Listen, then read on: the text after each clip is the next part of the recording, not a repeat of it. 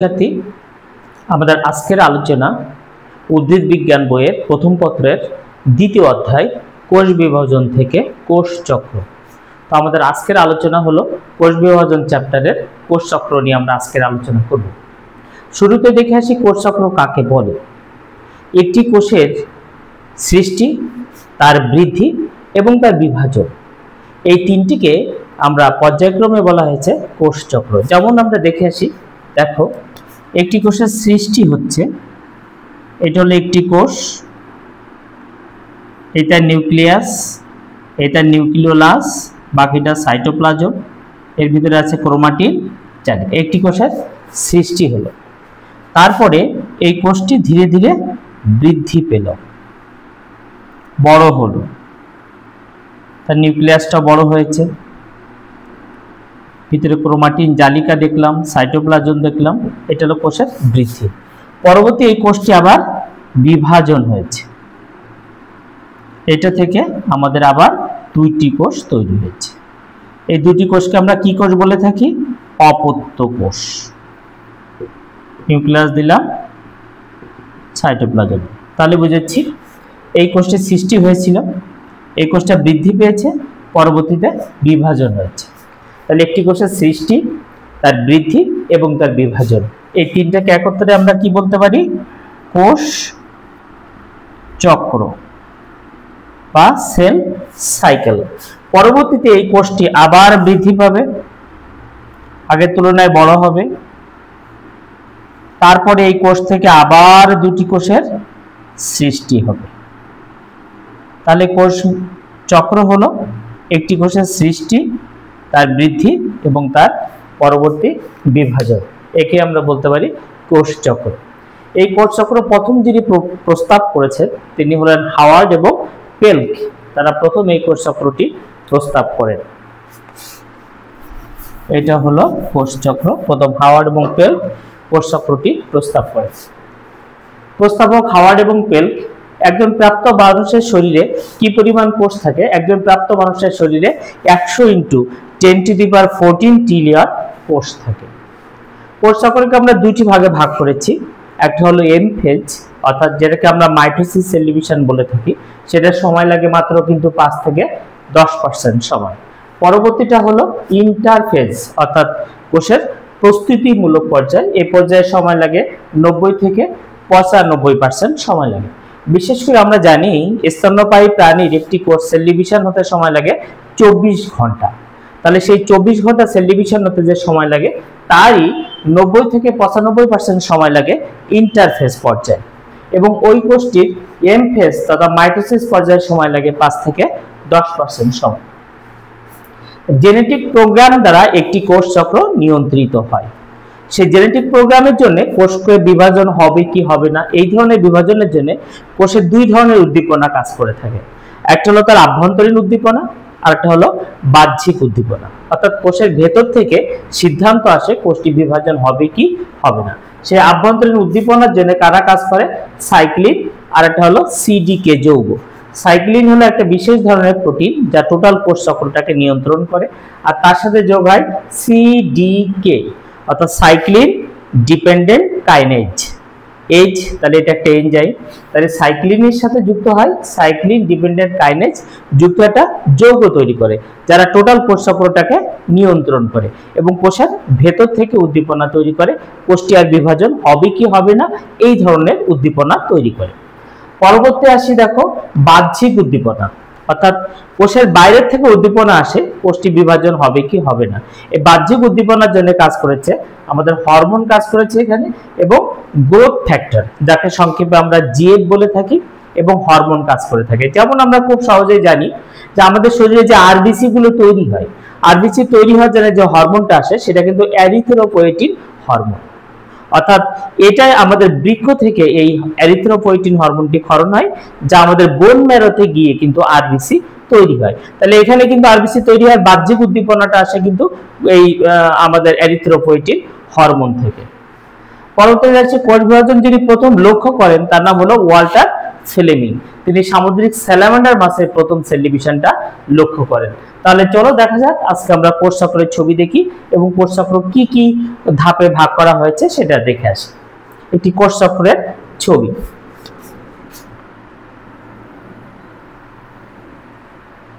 দেখো এটা হলো একটা কোষ চক্রের ছবি আমরা দেখতেছি। কোষ চক্র বা সেল সাইকেল, কোষ চক্রের একটা ছবি যদি আমরা দেখি, এটা হলো আমাদের সেল সাইকেল তথা কোষ চক্র। কোষ চক্রকে আমরা প্রথমত দুইটি ভাগে ভাগ করেছিলাম, একটা বলেছিলাম এম ফেজ তথা মাইটোসিস, এইটুকু হলো আমাদের এম ফেজ, এখানে মাইটোসিস সেল ডিভিশন ঘটে, এটা হলো M phase mitosis cell division, এটাকে বললাম আমরা এম ফেজ। আর এই ধাপটাকে আমরা আরো তিনটি ধাপে ভাগ করেছি। এই ধাপটার নাম হলো জি1 দশা।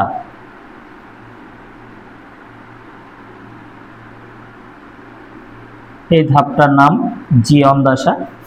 এই ধাপটার নাম হলো এস দশা বা এস ফেজ বলতে পারি। আর এইটার নাম হলো আমাদের জি2 ফেজ বা জি2 দশা। তাহলে জি1 দশাটা আমার এখানে গিয়ে শেষ হয়েছে, এটা হলো আমাদের জি1 দশা, এখানে গিয়ে একটা ধাপ শেষ হয়েছে, এখানে একটা ধাপ শেষ হয়েছে,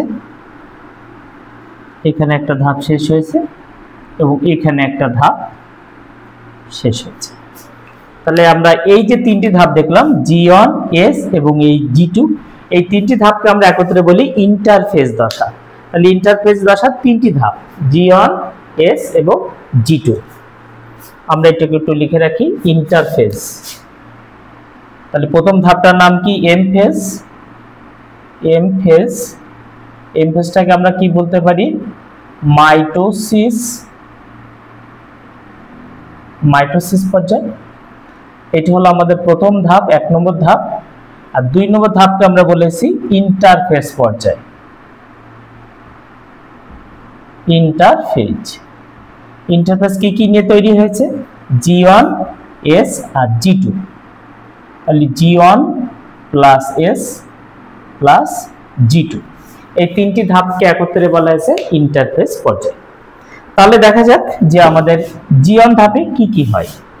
দেখো কোষ চক্র যেহেতু আমাদের শুরু করতে হবে, তাহলে যে কোনো একটা অপত্য কোষ নিয়ে আমরা শুরু করি। তাহলে এই জি1 ধাপে যে প্রথম যে কোষটি আসে এই কোষটা হলো একটা অপত্য কোষ। জি1 ধাপে আমরা একটা কোষ নিলাম, এই কোষটা হলো আমাদের একটা অপত্য কোষ।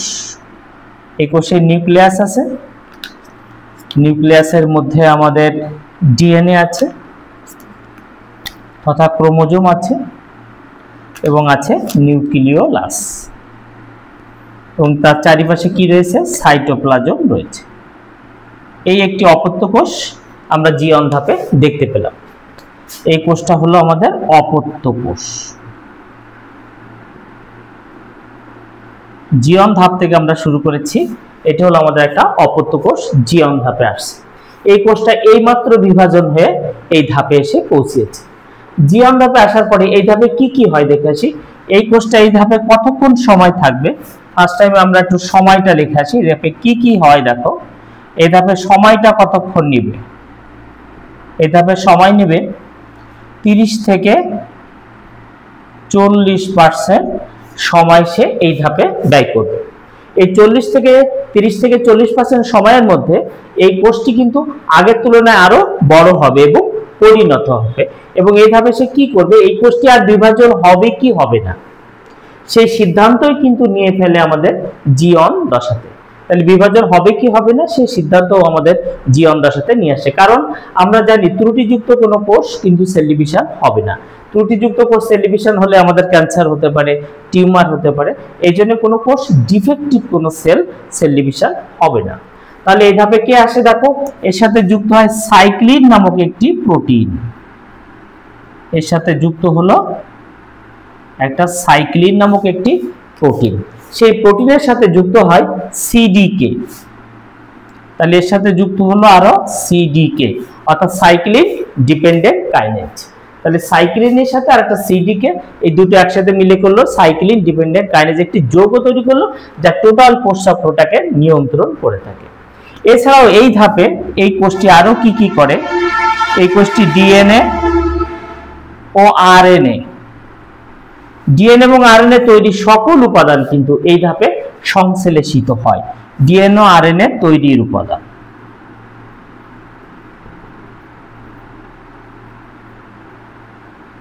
তৈরির উপাদান এই ধাপেই কিন্তু সংশ্লেষ হয়। এছাড়াও এখানে কি ঘটে, ফসফোরাইলেশন ঘটে। ফসফোরাইলেশন অর্থাৎ এডিপির সাথে একটা অজৈব ফসফেট যুক্ত হয়ে এটিপি তৈরির যে প্রক্রিয়াটা, সেটাকে আমরা বলে থাকি ফসফোরাইলেশন।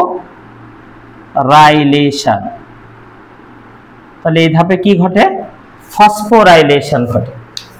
যদি সবকিছু ঠিকঠাক থাকে, অর্থাৎ সাইক্লিন প্রোটিন যদি এসে থাকে, সিডিকে যৌগ যদি এখানে আসে সাইক্লিন ডিপেন্ডেন্ট কাইনেজ, ডিএনএ এবং আরএনএ তৈরির যদি সকল উপাদান সংশ্লেষ হয় এবং যদি পর্যাপ্ত ফসফোরাইলেশন ঘটে, তাহলে এই কোষটা কিন্তু জি1 ধাপ থেকে চলে আসবে এস ধাপে।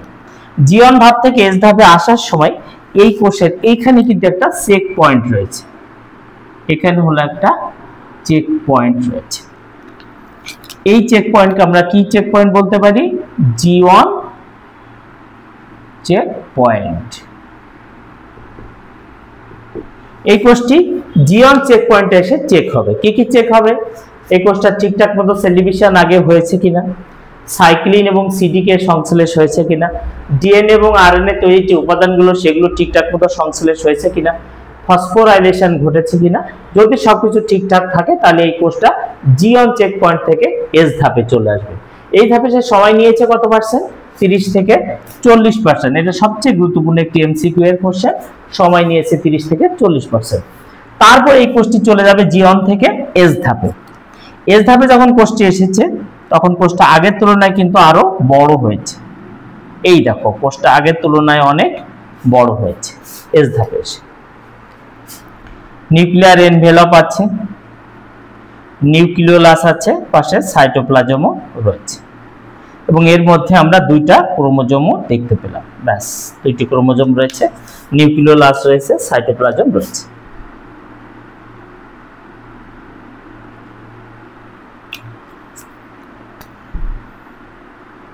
এস ধাপে এসে এই কোষটি কি করবে দেখো, এস ধাপে এসে প্রথম সে যে কাজটি করবে সেটা হলো ডিএনএ রেপ্লিকেশন।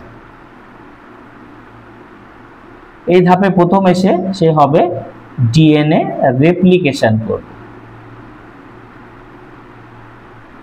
ডিএনএ রেপ্লিকেশন হবে অর্থাৎ ডিএনএ প্রতিলিপন। আমরা জানি ডিএনএ প্রতিলিপন তিন ধরনের হয়, কনজারভেটিভ, সেমি কনজারভেটিভ এবং ডিসপারসিভ। তো এখানে প্রতিলিপন হবে সেমি কনজারভেটিভ অর্থাৎ অর্ধ সংরক্ষণশীল প্রক্রিয়ায় প্রতিলিপন হবে। অর্থাৎ আগের ডিএনএটাকে দেখে তার পাশাপাশি আরেকটি নূতন ডিএনএ তৈরি হবে। এই একটা ডিএনএ তৈরি হলো, এই একটা ডিএনএ তৈরি হলো। এখানে কিন্তু ডিএনএ ডাবল হয়ে গেছে, অর্থাৎ এই ধাপে এসে কি হয়েছে, ডিএনএ দ্বিতন হয়েছে। ডিএনএ দ্বিতন হয়েছে। আর কি করেছে, যখন ডিএনএ দ্বিতন হয়ে গেছে তখন হিস্টোন প্রোটিন সংশ্লেষ হয়েছে। এই ধাপে এসে কি প্রোটিন সংশ্লেষ হলো, হিস্টোন প্রোটিন। হিস্টোন প্রোটিন সংশ্লেষ ঘটেছে এবং এই ধাপে যে সময়টা নিয়েছে, এটা গুরুত্বপূর্ণ এমসিকিউ এর কোশ্চেন। আমাদের সময় নিয়েছে 30 থেকে 50% সময় এই ধাপে ব্যয় হবে। সময় ব্যয় হবে 30 থেকে 50% সময়। তো প্রায় মোটামুটি অর্ধেকটা সময় ব্যয় হয়ে যাবে কিন্তু এস ধাপে। তাহলে এস ধাপে এসে সবচেয়ে গুরুত্বপূর্ণ কি জিনিস হয়েছে, ডিএনএ রেপ্লিকেশন। কারণ এই রেপ্লিকেশনের জন্য যে যে প্রয়োজনীয় উপকরণ ছিল সেই উপকরণগুলো কিন্তু এস ধাপে এসে সংশ্লেষ করেছে। সো এই ধাপে এসে সে রেপ্লিকেশনটা কমপ্লিট করেছে, অর্থাৎ ডিএনএটা ডাবল হয়েছে। দেখো শুরুতেই কিন্তু আমি বলেছিলাম টোটাল কোষ চক্র নিয়ন্ত্রণ করে কিন্তু আমাদের দুইটা, একটা সাইক্লিন এবং একটা হলো সিডিকে। তো এখানে কোন ধরনের সাইক্লিন কাজ করে, এখানে সাইক্লিন কাজ করে কিন্তু ডি। এই ধাপে কাজ করছে সাইক্লিন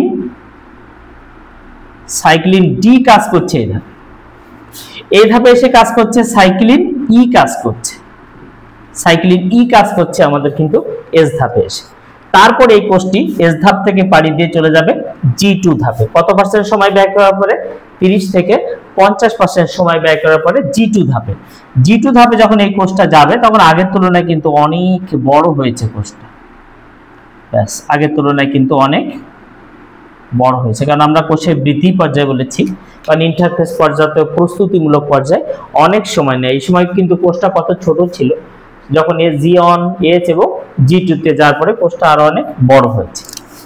বড় হওয়ার পরে আমরা তার নিউক্লিয়ার এনভেলপটা দেখতে পাচ্ছি বেশ বড় হয়েছে, ভেতরে নিউক্লিওলাস আছে, ক্রোমোজোম গুলো সব ডাবল হয়ে গেছে, দ্বিতন হয়ে গেছে, ডিএনএ রেপ্লিকেশন ঘটেছে।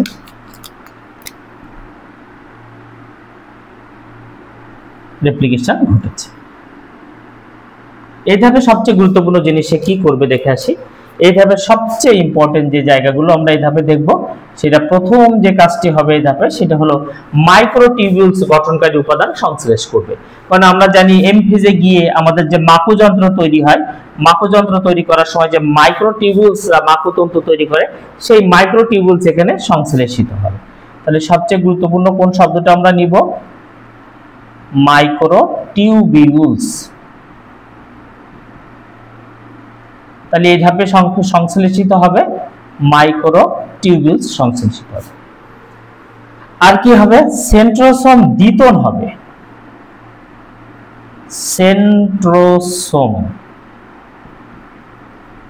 সেন্ট্রোসোম অর্থাৎ সেন্টিওল, বিশেষ করে প্রাণী কোষে যে সেন্টিওল তৈরি হয়, সেই সেন্টিওল এবং যে সেন্ট্রোস্ফিয়ার একসাথে মিলে তৈরি হয়েছিল সেন্ট্রোসোম। সেই সেন্ট্রোসোম এখানে কেমন হবে? ডাবল হবে, অর্থাৎ সেন্ট্রোসোমটা দ্বিতন হবে, বা সেন্ট্রোসোমটা এখানে দুটো সেন্ট্রোসোম তৈরি হবে এরকম। তাহলে সেন্ট্রোসোম দুটি তৈরি হবে, সেটাই সবচেয়ে ভালো শব্দ, দুটি তৈরি হবে। তাহলে এই ধাপে সেন্ট্রোসোম কিন্তু দুটি তৈরি হবে। 3 নম্বর পয়েন্টে চলে আসি। এখানে পর্যাপ্ত পরিমাণে কিন্তু এটিপি সংশ্লেষ হবে, প্রচুর পরিমাণে এটিপি সংশ্লেষ হবে, কারণ G1 ধাপের পরেই কিন্তু এম ফেজ অর্থাৎ মাইটোসিসের ধাপ। তো মাইটোসিসে তো অনেকগুলো ধাপ আছে, prophase, prometaphase, metaphase, anaphase, telophase. তো এতগুলো ধাপ পাড়ি দিতে গেলে এখানে প্রচুর পরিমাণে এটিপি সংশ্লেষ হবে। তারপরে সবচেয়ে গুরুত্বপূর্ণ যেটা, সেটা হলো এমপিএফ, অর্থাৎ ম্যাচুরেশন প্রমোটিং ফ্যাক্টর। একটি গুরুত্বপূর্ণ ফ্যাক্টর এখানে যুক্ত হবে, যাকে এই কোষটাকে উদ্বুদ্ধ করবে এম ফেজে যাওয়ার জন্য। এখানে একটি এমপিএফ, ম্যাচুরেশন প্রমোটিং ফ্যাক্টর, এটা যুক্ত হবে, যাতে এই কোষটি এম ফেজে যেতে পারে। এখানে কিন্তু অনেকটা সময় সে নিয়েছে, তবে অন্য ধাপের তুলনায় সময়টা অনেক কম নেবে। এটা 10 থেকে 20% সময় নেবে। তাহলে এই ধাপের সময় হবে মাত্র 10 থেকে 20% সময়।